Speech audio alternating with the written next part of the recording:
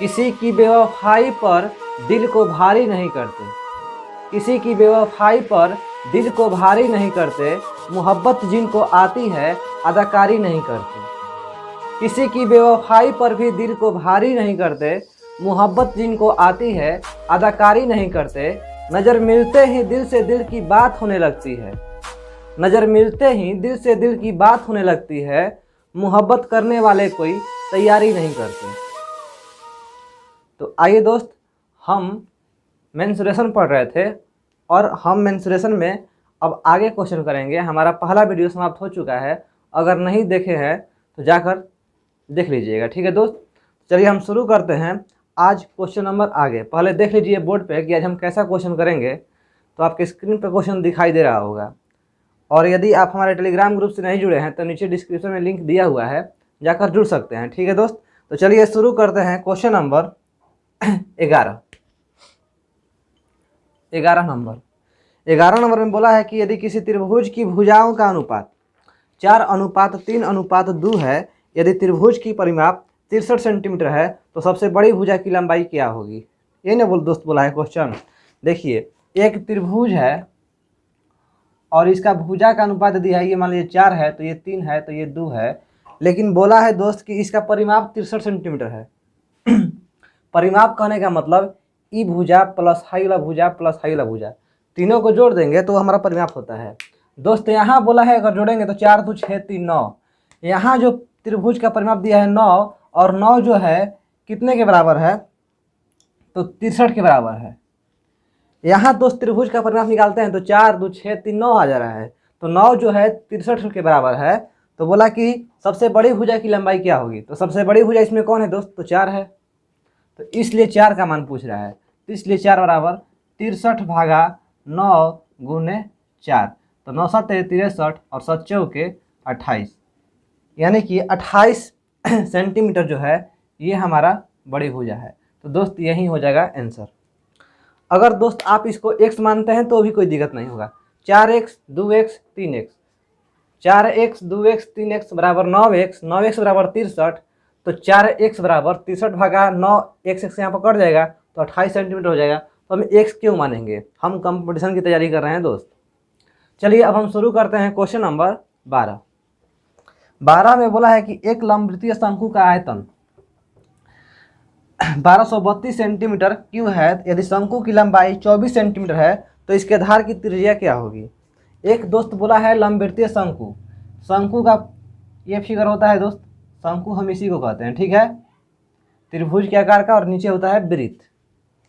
तो इसका जो आयतन दे दिया 1232 सेंटीमीटर क्यूब, ये दोस्त आयतन है, और ये बोला है कि 1232 सेंटीमीटर क्यूब दे दिया, ठीक है दोस्त। अब बोला कि इसकी लंबाई जो है 24 सेंटीमीटर है, तो इसके आधार की त्रिज्या, यानी लंबाई कहने का मतलब यहाँ से देखिए ऊंचाई को हम लंबाई कहते हैं, ठीक है दोस्त। तो अगर ये ऊंचाई जो है, ये लंबाई का मान दे दिया है हमारा 24 सेंटीमीटर दिया है, यानी कि इसको दे दिया है 24। तो दोस्त बोला है ना कि इसकी आधार की त्रिज्या क्या होगी। आपको पता होगा कि शंकु का आयतन का फार्मूला होता है πr²h/3। शंकु का आयतन का फार्मूला होता है πr²h/3। देखिए दोस्त, यहाँ से आयतन का मान दिया है, पाई का मान 22/7 होता है, आर का मान हमको निकालना है, और एच का मान दिया है 24, यहाँ से आर का मान निकल जाएगा। तो आइए जिसका लिखते हैं, तो देखिए 1232 और पाई का मान 22/7, चाहे तो यहाँ भी लिख सकते हैं, नहीं तो बाद में भी लिख सकते हैं, और r², इसी का तो मान निकालना है भाई, और एच का मान दिया है हमारा 24, अब भागा में 3, πr²h/3। यहाँ से r का मान निकालना है, क्योंकि बोला है आधार की त्रिज्या ही क्या होगी। तो देखिए दोस्त 3 और 8 है 24, अगर हम चाहेंगे तो यहाँ से घटा देंगे, 8 से देखिए ये कटेगा 8, 8 से नहीं कटेगा दोस्त, 4 से कटेगा, 4 दूनी के 8 और 4 3 12, 4 8 है 32, ठीक है। फिर देखिए कटेगा, 2 से भी कटेगा, तो 2 15 और 2 चौके 8, ठीक है दोस्त। अब देखिए यहाँ पर हमारा आया 154, और ई जो है गुना 7 यहाँ पर जाएगा, और ई जो है भागा जो है ये 22 जो है यहाँ पर भट्टा में आएगा और बराबर आर स्क्वायर। ठीक है दोस्त, बराबर आर स्क्वायर। अगर दोस्त हम इसको घटाएंगे तो 22 से 7 मर्द में कटेगा, यानी कि आर स्क्वायर बराबर 7 गुने 7, आर स्क्वायर बराबर 7 गुने 7 मतलब 49। तो आर इक्वल टू क्या हो जाएगा भाई, 7 हो जाएगा।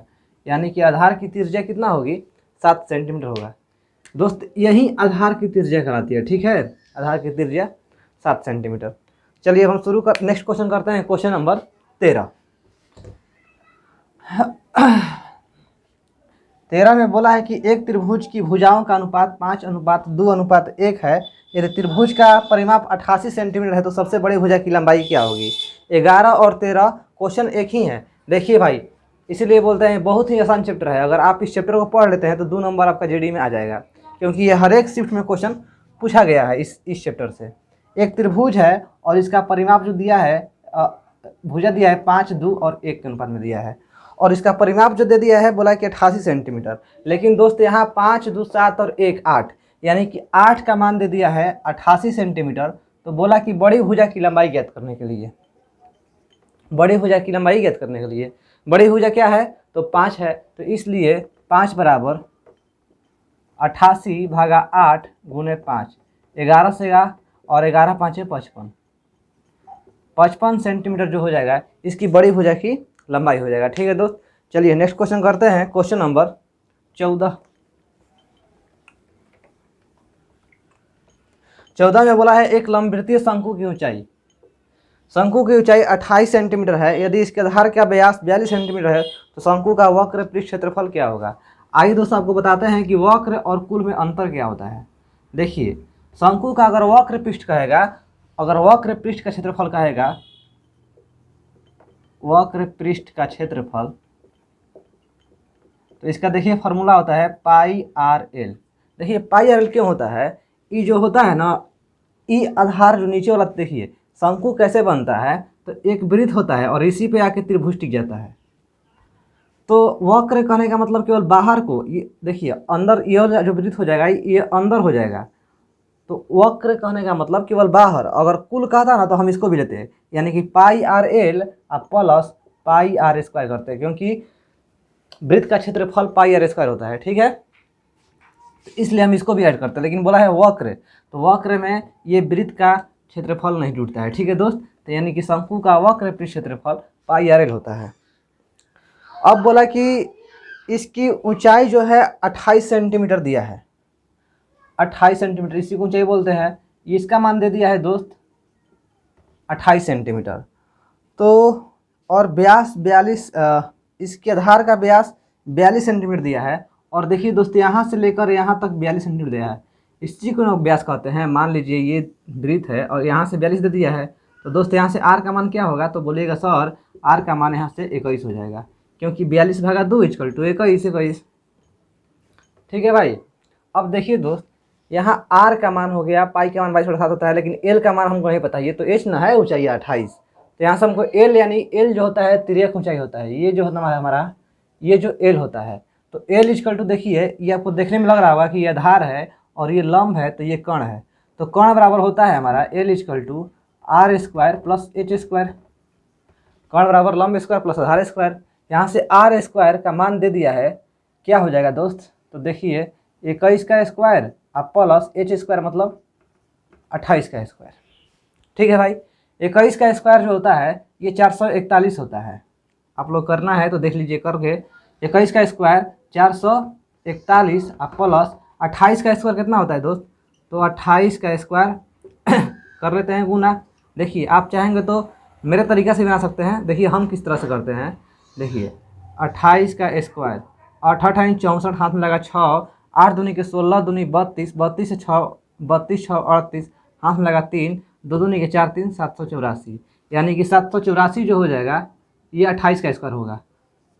और 784 देखिए यहाँ से हमारा एल का मान जो आ जाएगा, तो 415, देखिए भाई जगह ही नहीं है, 415 और 7 8 4 12, हाथ में लगा 1, 7 4 11 1 12, यानी कि 1225 वर्गमूल आ गया है। यानी कि एल = यहाँ पर क्या आया दोस्त, √1225। और 1225 का वर्गमूल क्या होता है। और देखिए दोस्त 1225 का वर्गमूल क्या हो जाएगा यहाँ से, तो हम कर देते हैं। देखिए सिंपल तरीका, हम चाहेंगे तो दूसरा भी तरीका से निकाल सकते हैं, लेकिन आप लोग अभी शुरू हैं तो इसलिए देखिए 12 तितरी के 9 होता है, और यहाँ से 3 आएगा, और ये 3 यहाँ पर 6 होगा 25, और ये 5 से कट जाएगा, तो 5 5 25, 6 5 30 2 32, यानी कि 35 जो होगा हमारा एल का मान हो जाएगा। तो एल का मान 35 होगा दोस्त, एल का मान 35, तो एल का मान हो जाएगा हमारा पर यहाँ पर 35।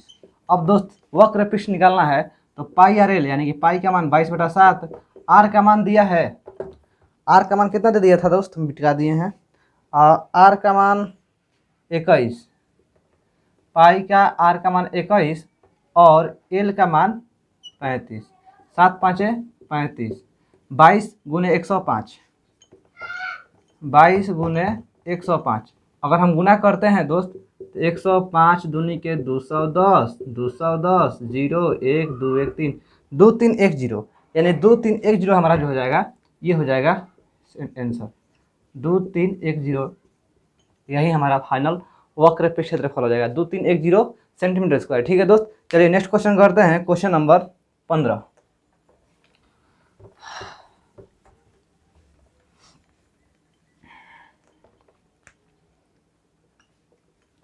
15 में बोला है कि एक लंबवृत्तीय शंकु का आयतन और उस लंबवृत्तीय बेलन के बराबर है, तो जिसकी ऊंचाई 48 सेंटीमीटर है तथा उसके आधार का व्यास 20 सेंटीमीटर है। यदि शंकु की ऊंचाई 16 सेंटीमीटर है तो उसके आधार का व्यास क्या होगा। ये जो है एक शंकु है और ये एगो बेलन दे दिया है।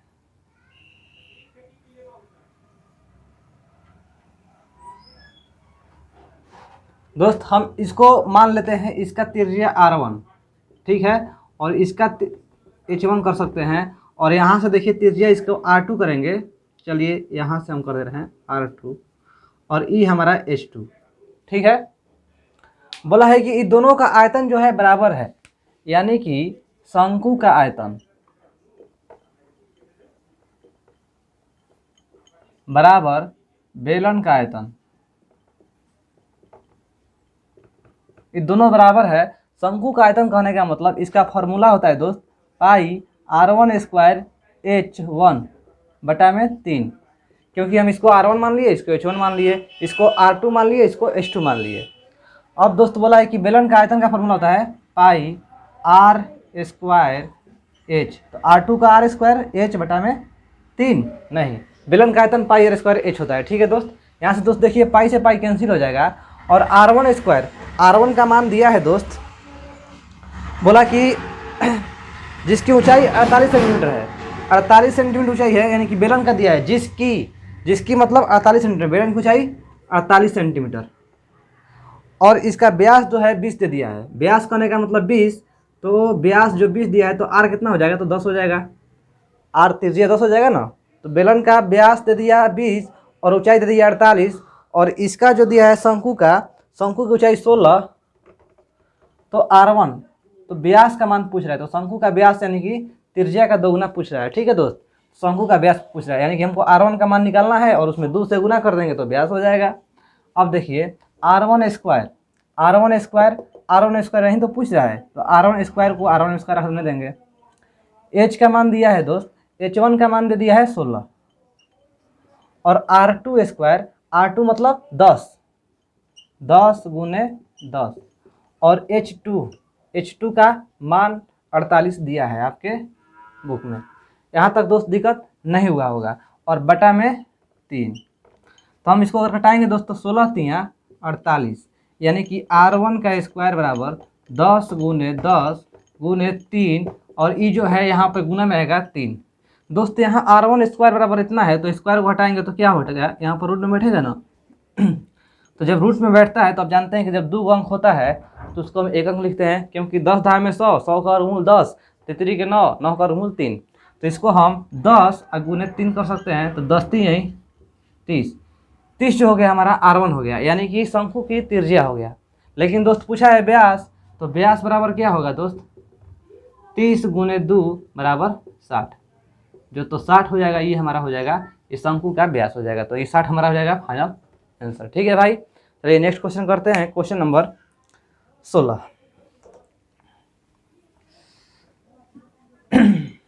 16 में बोला है कि एक बेलन का वक्र पृष्ठ क्षेत्रफल 1056 सेंटीमीटर स्क्वायर है। यदि बेलन की ऊंचाई 8 सेंटीमीटर है तो इसके आधार का व्यास पूछ रहा है।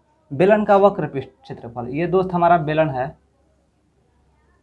और वक्र पृष्ठ क्षेत्रफल। देखिए दोस्त, बेलन का अगर वक्र पृष्ठ क्षेत्रफल कहता है तो केवल 2 पाई आर एच होता है। बेलन का वक्र पृष्ठ क्षेत्रफल 2 पाई आर एच होता है। बेलन का वक्र पृष्ठ क्षेत्रफल 2 पाई आर एच होता है, लेकिन जब पूरा कहेगा ना यानी कुल पृष्ठ क्षेत्रफल, तो देखिए 2 पाई आर एच, अब प्लस में है 2 को वृत्त का जुटेगा, एगो पाई आर स्क्वायर प्लस एगो pi r square, 2 pi r h plus 2 pi r square. लेकिन बोला है वक्र का दिया है तो 2 पाई आर एच होगा। बेलन का वक्र पृष्ठ क्षेत्रफल 2 पाई आर एच, कुल कहेगा तो 2 pi r h plus 2 pi r square. ठीक है दोस्त, तो यहाँ पर 2 पाई आर एच हो गया। और बोला है कि इसका क्षेत्रफल का मान 256 सेंटीमीटर, बेलन का वक्र पृष्ठ क्षेत्रफल का मान 256 दिया है।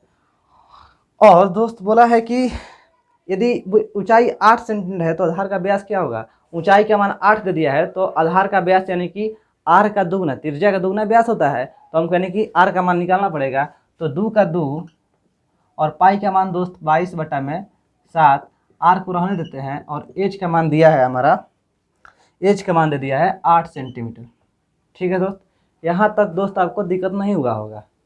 अब हम यहाँ से देखिए कटाते हैं छटाते हैं। ठीक है, 2 से कटेगा, 2 से कटेगा, ये 2 से कटेगा, 2 5 10, 2 दूनी के 4, 2 8 16, 528 मर्द में। और ये 8 से कटेगा, 8 6 48 और 4 और 6 48, 66 मर्द में।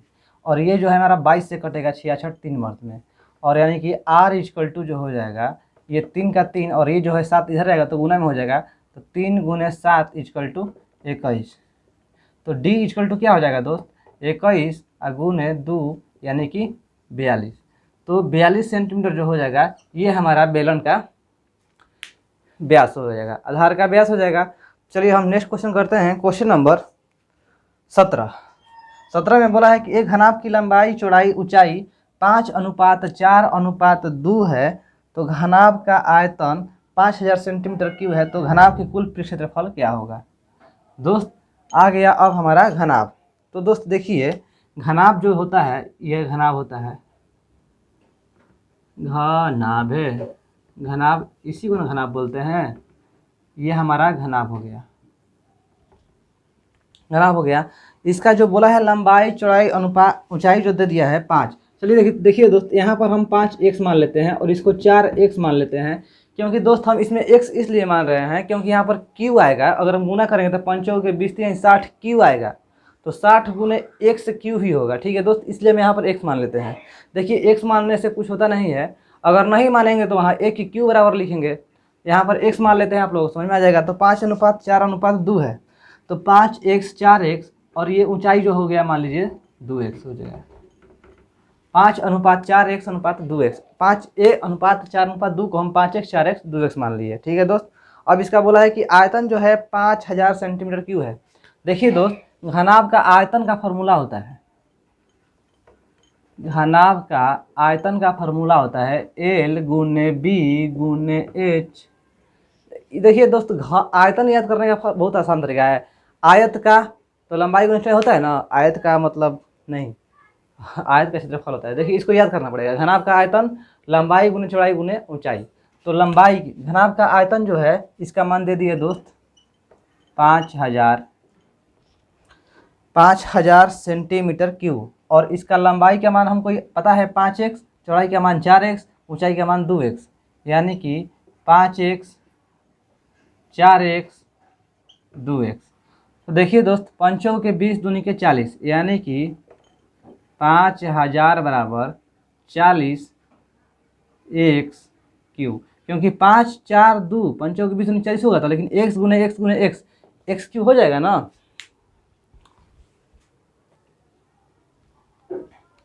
तो देखिए दोस्त, 40x क्यूब बराबर 5000 आ गया, यहाँ से 0 कैंसिल हो जाएगा और 4 को 500 से भाग देंगे यानी कि 125 मर्त में एक्स क्यू बराबर 125 हो जाएगा। 4 से देखिए 125 मर्त में ये कट जाएगा, ठीक है। तो एक्स क्यू बराबर 125, तो एक्स क्यू बराबर 125 यानी 125 का क्या निकालना है दोस्त, हमको घन निकालना है, घन निकालना है 125 का। तो 125 का रखा आप घन निकालते हैं तो ये देखिए 125 हो गया और 5, हमको पता है कि 5 होगा, आप लोगों के लिए देखिए संतुष्ट कर दे रहे हैं। 5 दूनी के 10 और 5 5 25 यानी कि 5 गुने 5 गुने 5, और घन निकालना रहता है तो 5 जब 3 आ गया तो इसको 1 लिखते हैं, ठीक है दोस्त। तो यानी कि एक्स क्यू बराबर 125, तो एक्स बराबर,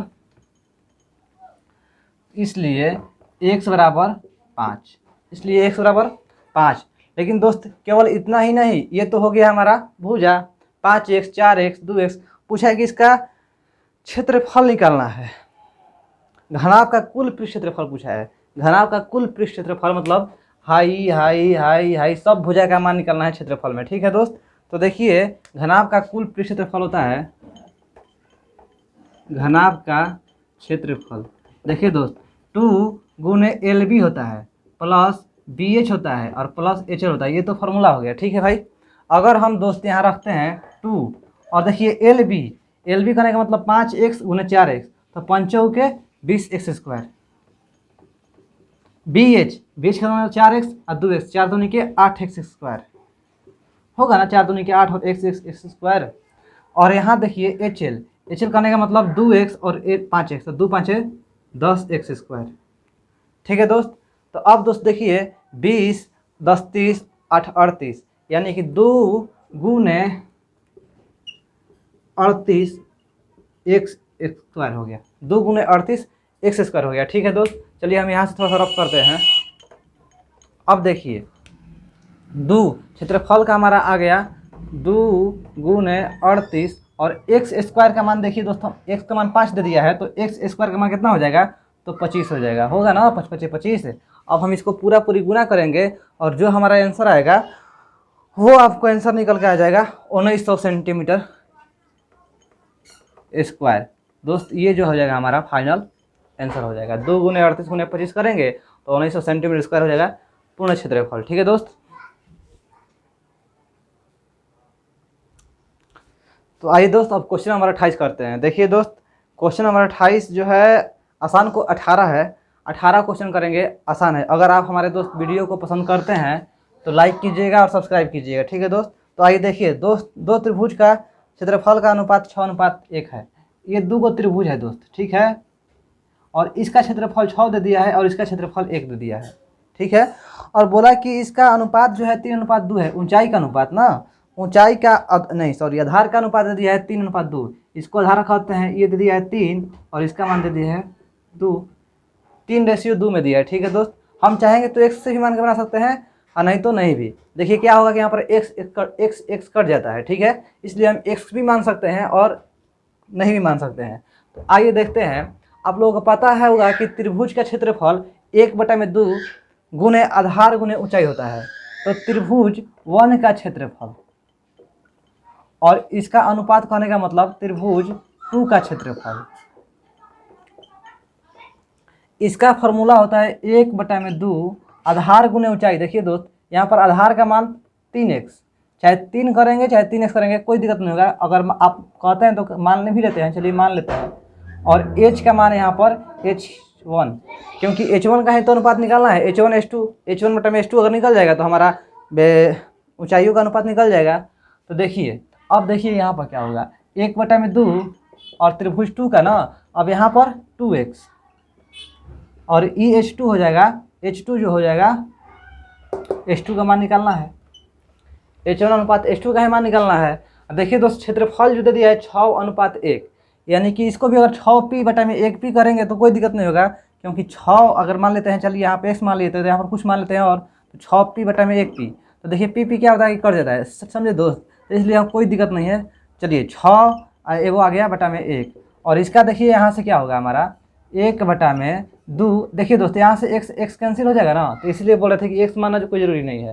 तो 1/2 गुने 3 अब भागा में देखिए 2 से 2 यहाँ भी कैंसिल हो जाएगा तो 1 हो जाएगा, यानी कि 6 बराबर 3/2 और H1 भागा H2। हमको इसी का मान निकालना है, तो अब 3/2 को इधर भेज देंगे, ठीक है।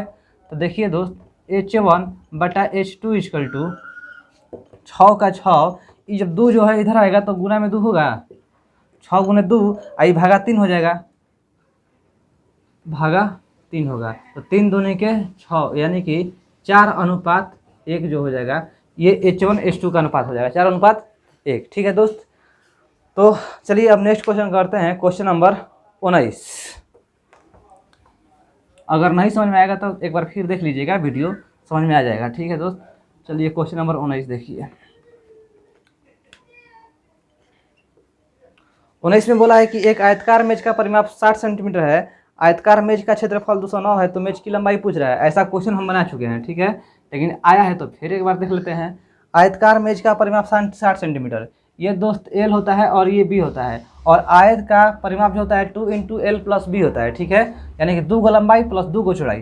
तो 2 गो लंबाई प्लस 2 गो चौड़ाई का मान दे दिया है हमारा 60, और क्षेत्रफल का होता है, आयत का क्षेत्रफल लंबाई गुने चौड़ाई होता है, तो लंबाई गुने चौड़ाई का मान दे दिया है 209, यानी कि L गुने B का मान दे दिया है दोस्त 209। देखिए दोस्त, 2 से 30 मर्थ में कटेगा, यानी कि L + B = 30 और L गुने B = 209। तो यहाँ से पूछ रहा है दोस्त मेज की लंबाई क्या होगा। देखिए दोस्त, अगर आप चाहेंगे तो ऑप्शन से बेस्ट है, ऑप्शन से धर लेते हैं, नहीं तो यहाँ से देखिए क्या होगा, हमको L - B का होल स्क्वायर निकालना होगा। तो L + B का होल स्क्वायर -4 × LB, यहाँ L + B का मान रखेंगे, यहाँ LB का मान रखेंगे, और यहाँ से L - B का मान निकल जाएगा, L - B का मान निकल जाएगा, और L - B का मान यहाँ रखेंगे, L + B = 30, L - B रहता ना, तो B से B कट के L का मान निकालेंगे, ठीक है। लेकिन दोस्त अगर आप ऑप्शन से करते हैं तो देखिए ऑप्शन से किस तरह से हल होगा। चलिए देखिए, अगर L का मान निकालना है तो इसका ऑप्शन हम ऑप्शन से करेंगे। पहले ऑप्शन दे दिया है A का मान 21 सेंटीमीटर, तो 21 लेकर चेक करते हैं, यानी L = 21 लेंगे तो B का मान 9 होगा, L = 21 तो B का मान 9, तभी ना 21 9 30 होगा। तो 21 से गुने 9 करेंगे दोस्त, 21 गुने 9 तो 209 होगा, 21 गुने 9, 9 दूनी 18, नहीं ये 189 हो रहा है, तो ये ऑप्शन नंबर A नहीं होगा, क्योंकि हमको 209 लाना है 209 लाना है। अब देखिए दोस्त, एक बार रखेंगे 17, अगर हम 17 रखते हैं तो 17 और 13 30 होगा, और 17 गुने 13 करेंगे दोस्तों 209 हो जाएगा। 63 91, यहाँ पर लास्ट में 1 आ रहा है, यहाँ पर 9 आना चाहिए, तो ये भी नहीं होगा दोस्त। चलिए ऑप्शन नंबर 3 रखते हैं, ऑप्शन नंबर 3 में 19, अगर हम यहाँ पर 19 रखते हैं, यहाँ पर 11, तभी ना 19 11 30 होगा, तो 19 में 11 से गुना करते हैं दोस्त, तो 19 और 19 9 1 10 2 1 9, अरे हाँ दोस्त 209 आ गया, यानी कि L = हमारा क्या हो जाएगा आंसर, L = 209 हो जाएगा, ठीक है भाई, आपको समझ में आ गया। चलिए नेक्स्ट क्वेश्चन करते हैं, क्वेश्चन नंबर 20। क्वेश्चन नंबर 20 देखिए दोस्त, क्वेश्चन नंबर 20 में क्या है कि बोला है एक समचतुर्भुज का परिमाप 20 सेंटीमीटर है, इसके एक विकर्ण की लंबाई 6 सेंटीमीटर है, तो दूसरे विकर्ण की लंबाई क्या होगा। समचतुर्भुज, देखिए दोस्त समचतुर्भुज होता है ना, इसके चारों भुजा बराबर होता है, लेकिन इसकी कोई भुजा 90 डिग्री का कोण नहीं बनाता है, कोई भी भुजा 90 डिग्री का कोण नहीं बनाता है, ठीक है दोस्त। तो ये हमारा हो जाएगा समचतुर्भुज, जिसकी चारों भुजा क्या है तो बराबर है, जिसकी चारों भुजा बराबर होनी चाहिए, ठीक है दोस्त। अगर यहीं वर्ग कहता तो देखिए वर्ग में क्या होता है कि चारों भुजा बराबर, लेकिन सभी कोण एक दूसरे से 90 डिग्री का कोण आते हैं, तो वर्ग और समचतुर्भुज में यही अंतर होता है, इसमें भी चारों भुजा बराबर, इसमें भी चारों भुजा बराबर है। और देखिए जो इसका विकर्ण होता है ना, ये 90 डिग्री का आपस में कोण आता है, यानी कि ई वाला और ई वाला जो यहाँ से होगा हमारा 90 डिग्री का कोण, यहाँ भी 90 डिग्री का कोण, यहाँ भी 90 और यहाँ भी 90 डिग्री का कोण आता है, ठीक है दोस्त। तो चलिए इसका दे दिया है समचतुर्भुज का परिमाप दे दिया है दोस्त 20 सेंटीमीटर। तो बताइए परिमाप का फॉर्मूला होता है 4 गुने भुजा को ए मान लेते हैं, तो ये हो जाएगा हमारा 20, यानी A = 4 से 5 मर्थ में कटेगा ना दोस्त, यानी कि A = 5, यानी ये जो भुजा हो गया ना भाई 5 हो गया, दे दिया है। ये जो भुजा हो गया 5, ये भी भुजा 5, ये भी भुजा 5, ये भी भुजा 5, और इसका एक विकर्ण की लंबाई 6 सेंटीमीटर। देखिए दोस्त एक विकर्ण, या तो इसको हम मान लेते हैं 6 या इसको मान लेते हैं 6, आप कोई भी मान सकते हैं। चलिए हम इसी को मान लेते हैं 6, आप कहिएगा तो इसको भी मान लेंगे 6, तो एक को 6 मानते हैं, तो ये दोस्त क्या हो जाएगा, तो बोलिएगा सर 3 हो जाएगा। अगर इस भुजा को हम इसको 6 मानते हैं तो ये 3 हो जाएगा ना दोस्त। तो देखिए दोस्त ये 3 हो गया और ये 5 हो गया, और जरा देखिए ना यहाँ 90 डिग्री कोण बना रहा है, तो इसके थीटा के सामने कर्ण होता है, यानी ये कर्ण हो गया, ये लंब हो गया, तो इसको आधार का, अगर हमको इतना का मान निकल जाएगा, ई वाला भुजा का मान निकल जाएगा और 2 से गुना कर देंगे तो पूरा विकर्ण निकल जाएगा कि नहीं। यानी कि हमको इसको भुजा का मान निकलना है। तो ये देखिए कर्ण हो गया, ये लंब हो गया, तो ये आधार है। तो आधार वाला आप लोग जानते हैं, चलिए इसको हम भाई d2/2 कर देते हैं, क्योंकि इसको हम d2 माने तो इसको हमको आधार निकालना है, तो d2/2 होगा ना। तो d2/2 का मान कैसे निकलेगा दोस्त? तो सर कर्ण स्क्वायर में से लंब स्क्वायर घटाएंगे तो आधार स्क्वायर निकल जाएगा। तो 5 का स्क्वायर माइनस 3 का स्क्वायर, यानी कि 5 5 25 में से 9 गया 16। ठीक है दोस्त। तो d2/2 का मान 4 और 2 जो है इधर आके गुना में होगा ना, तो d2 = 8 सेंटीमीटर, यानी कि एक विकर्ण की लंबाई हमारा 8 सेंटीमीटर हो जाएगा आंसर। तो ठीक है दोस्त, बस आज के लिए इतना ही रहने देते हैं। हमने 10 क्वेश्चन किया, अब पढ़ेंगे नेक्स्ट वीडियो में। अगर दोस्त आपको हमारा वीडियो पसंद आया होगा तो लाइक कीजिएगा, सब्सक्राइब कीजिएगा, ठीक है दोस्त। और दोस्त देखिए हम इस बुक से पढ़ाते हैं और इसी बुक को हम पूरा ख़त्म करेंगे। लगभग हम 4-5 चैप्टर ख़त्म कर दिए हैं और आधा बचा है, जल्दी जल्दी ख़त्म कर देंगे, ठीक है दोस्त। चलिए धन्यवाद।